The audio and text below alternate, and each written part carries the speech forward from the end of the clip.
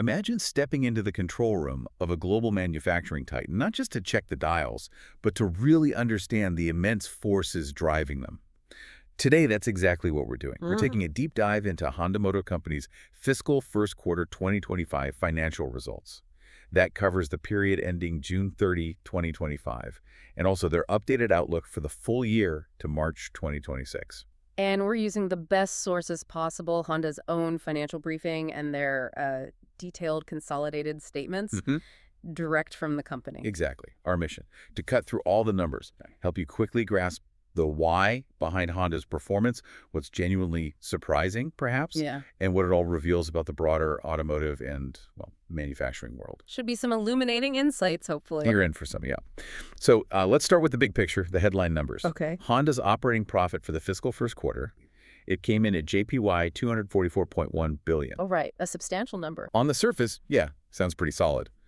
But if we pull back the curtain a bit and compare it to the same period last year, it's actually down quite significantly. We're talking JPY $240.5 billion lower, almost half. Wow, that's a big drop for the quarter. It is. But here's where it gets really intriguing.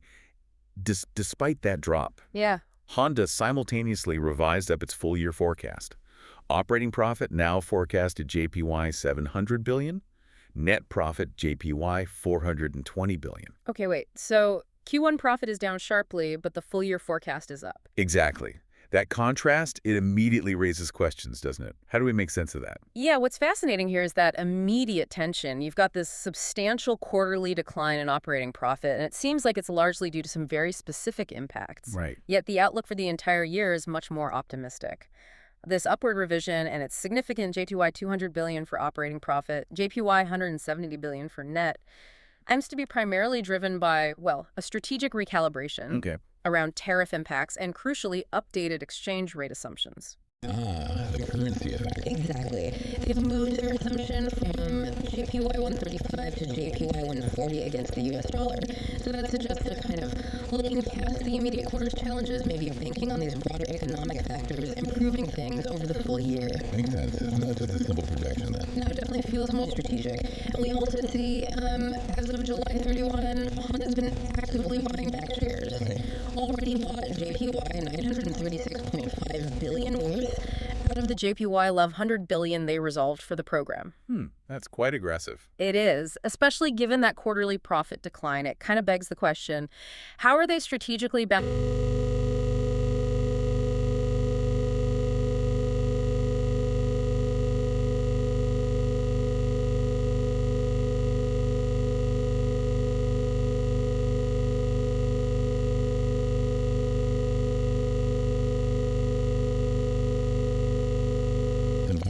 It shows how massive external factors like currency swings and trade tariffs can fundamentally reshape a company's bottom line, their future projections, sometimes even overshadowing a tough quarterly performance like this one. It's a real balancing act. Okay, so we've seen the overall financial picture, but to truly understand Honda's agility, I think we need to peel back the layers a bit. Yeah, dig into the segment. See which engines are firing and which are maybe sputtering.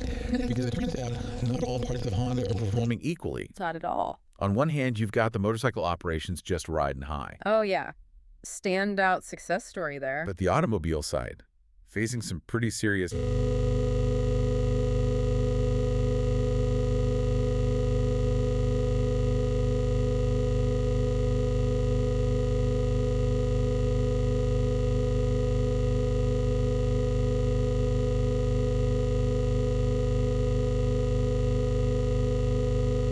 What's particularly notable, though, is their operating profit margin, 19.9% in motorcycles. Almost 20% in manufacturing. Exactly. Remarkably high profitability. I mean, that's the kind of margin most manufacturers can only dream of. So what's driving that in Brazil, for example? Well, in Brazil, demand is actually higher than supply. Really? Good problem to have. You bet. It's prompting Honda to increase production capacity there from 1.3 million up to 1.6 million units. And their pricing is very healthy there, too. So they have pricing power. They do. It's not just good news for Honda. It's kind of a playbook, you know? Shows how focused investment in these high-demand areas can generate exceptional returns. And buffer challenges elsewhere. Precisely. Even if a big market like India is seeing a bit of a slowdown. That's a phenomenal margin. But is there, I wonder, any risk in relying so heavily on just a couple of booming regional markets for that motorcycle profit? What if demand shifts? It's a valid point, and that's likely part of the reason they continue to invest across diverse regions. Diversification is key. But for now, these specific markets, especially Brazil, are incredibly robust. And Honda's dominant market share there gives them a lot of that pricing power you mentioned. Okay. However, for the automobile operations, Yeah. The other side of the coin. it's a very different story. They posted a JPY 29.6 billion operating loss for the quarter. A loss. Ouch. Yeah. And to put that into perspective, it's their first operating loss in the auto segment since fiscal year 2020. Right, smack in the middle of the pandemic. Pandemic disruption. Exactly. So it's a significant reversal. What's really driving that loss? What overshadows any potential positives? Well, what truly overshadows it are two colossal non-recurring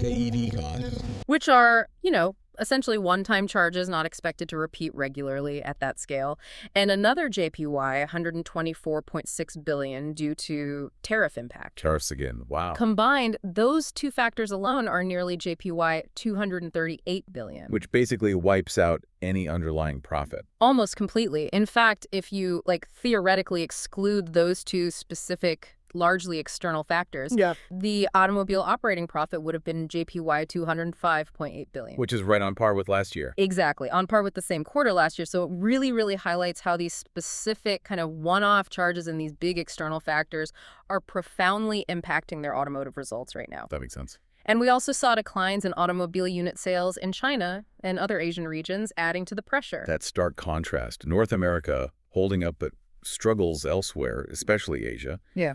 It's striking. What are the underlying pressures there in China, for example? Yeah, in Asia and especially China, the competition is just intensifying significantly. Yeah. Particularly from the local Chinese OEMs, the original equipment manufacturers.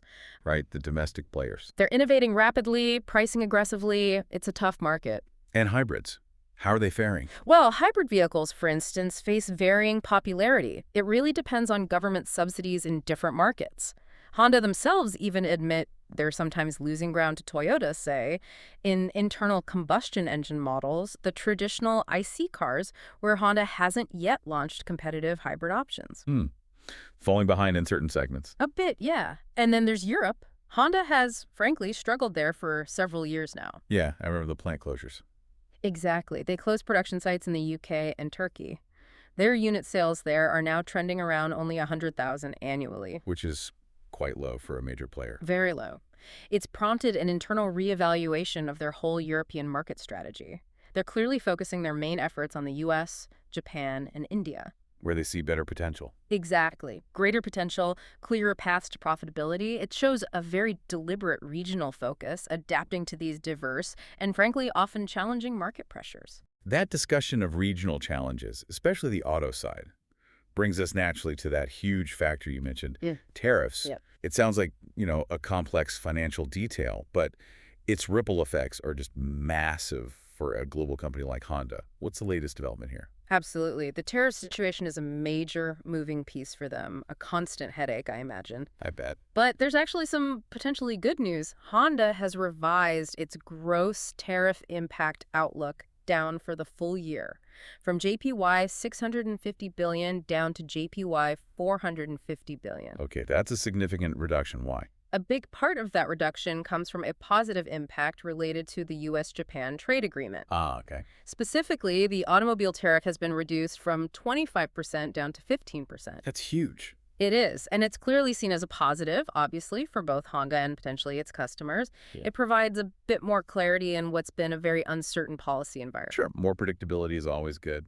Definitely. However, the specific details, will it be applied retroactively? When does the new rate exactly take effect? That's still pending government disclosure. So still some ambiguity lingering. Right, the fine print matters. Always does. So that's a substantial shift with the U.S.-Japan agreement. But beyond that specific deal, how is Honda preparing to adapt to what seems like it could be a new normal of tariffs? Thinking about various regions, maybe Mexico or Canada too. That's a great question. Honda genuinely seems to view tariffs as this potential new normal, and they are actively adapting their global strategy. How so? Well, they maintain a high local production ratio in the U.S. anyway, usually around 60–70%. Their core philosophy is basically produce where the demand exists. Makes sense. Build where you sell. Pretty much. They're even considering shifting from a 2-shift to a 3-shift operation in some U.S. plants. Oh, interesting. To increase volume without big new investment. Exactly. Get more production volume without major capital expenditure. Now, when we talk about shifting from 2 to 3 shifts, it sounds technical, maybe dry. Yeah. But imagine the logistical puzzle for the factory managers. It's like optimizing this incredibly complex ballet, just churning out more cars, keep everything running smoothly 24/7. Right. Huge operational challenge. Especially when you're also trying to localize parts that traditionally came from overseas, like Japan.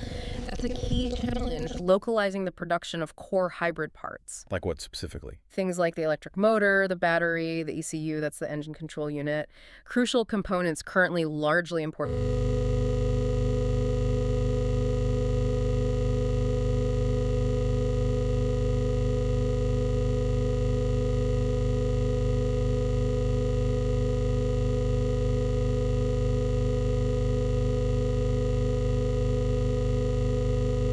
And that has helped reduce the effective tax amount for them. Honda is apparently diligently working with suppliers, scrutinizing every single component's origin, its jurisdiction, under these complex rules. Must be a massive undertaking. No doubt. And the natural follow-up question here is, how does this intense push for localized production ultimately impact global supply chains and overall manufacturing strategies for a company like Honda and others too? Yeah, good question. And thinking about that impact, Yeah. what does it mean for you, the customer? Will these tariffs, or maybe their reduction now, be directly reflected in the price you pay for a Honda? Well, Honda seems to be being quite cautious on the pricing front. Okay. While about half of that JPY $200 billion recovery plan, the one related to the revised tariff impact, is related to price hikes. They're largely describing these as normal annual price hikes. So not explicitly saying this is a tariff surcharge. Exactly. It doesn't sound like direct, specific tariff pass-throughs. They're saying they're closely watching the U.S. economy, inflationary trends, what competitors are doing with pricing Right. before making final decisions. It indicates a pretty measured approach. Yeah. Seems aimed at protecting sales volume rather than immediately passing on every single cost fluctuation to the consumer. Keeping cars affordable, or as affordable as possible, seems key. Especially in this environment, yeah. Okay, let's shift gears, appropriately enough, to electric vehicles, EVs. Right, the big topic. We heard about those significant EV-related expenses, a big factor in their auto segment loss.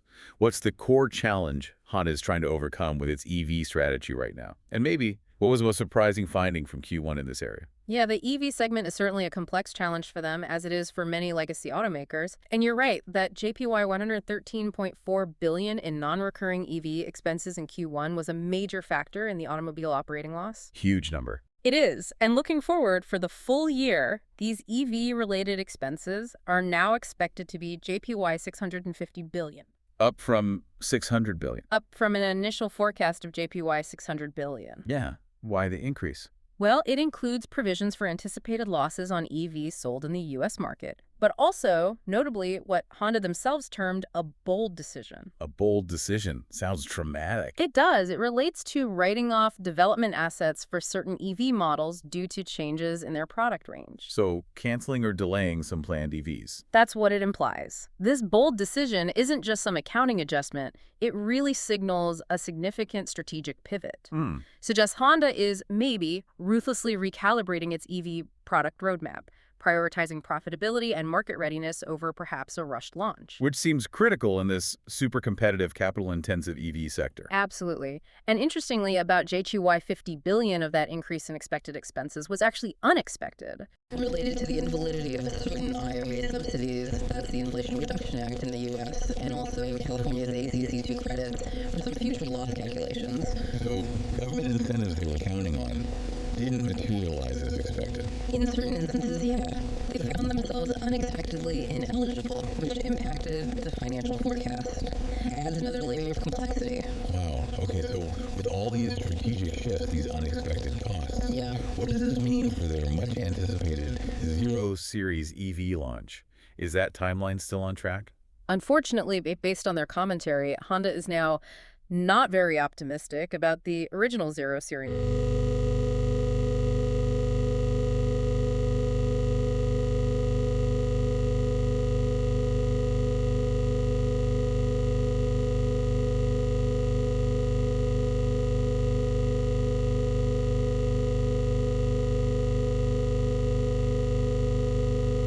Okay, so that strongly implies a delay. It certainly does. Seems they're prioritizing getting it right, ensuring market readiness, and, crucially, profitability for what is a cornerstone of their future EV plans.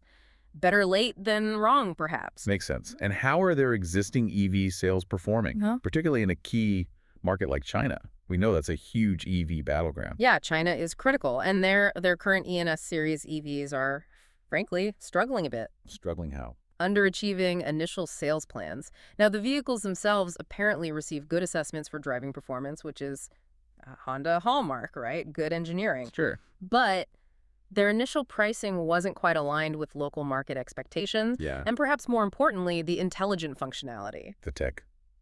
Infotainment, driver assist. Exactly. Especially the in-car tech experience didn't fully meet the very high local demands and expectations in China. China's EV market is incredibly competitive and fast-moving on tech features. Incredibly. So Honda plans to expedite improvements. They mentioned Deep Sea OTA. Yeah, it refers to comprehensive over-the-air software updates. Updates that can reach deep into the vehicle's core systems, not just infotainment. Ah, okay. More fundamental updates possible remotely. Right. And also collaboration with Momenta, a tech company, specifically on ADA, the advanced driver assistance systems. Things like adaptive cruise, automated parking, lane keeping. Tends to catch up on the tech front. Trying to address those competitive gaps. It just really highlights the intense competition and the rapid evolution of the EV market, especially in China, where consumer expectations for sophisticated technology are just incredibly high. Yeah, absolutely. This entire EV discussion, with the massive investments, the strategic shifts, these huge non-recurring expenses, it really makes you wonder, doesn't it? What's the ultimate long-term impact on Honda's overall profitability and its position in the market down the road? It's a huge gamble. It really is. A necessary one, but a massive financial and strategic undertaking. So, wrapping things up, what have we really uncovered in this deep dive into Honda's recent financials? Well, I think we've seen a company demonstrating some pretty impressive agility, actually. Yeah? How so? Leveraging that really strong profitability in its motorcycle business, especially in those booming South American markets. Right, the 20% margin. To help offset these significant challenges in its automobile division.